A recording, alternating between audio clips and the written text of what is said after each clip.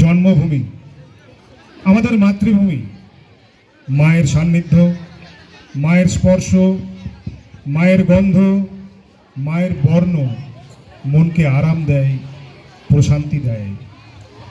আমাদের মাতৃভূমি বাংলা শস্য শ্যামলা, ফুলে ফলে পল্লবে পল্লবিত। এই সোনার বাংলার মাটির স্পর্শে জীবন ধন্য হয়ে ওঠে। তাই তো মন গেয়ে ওঠে,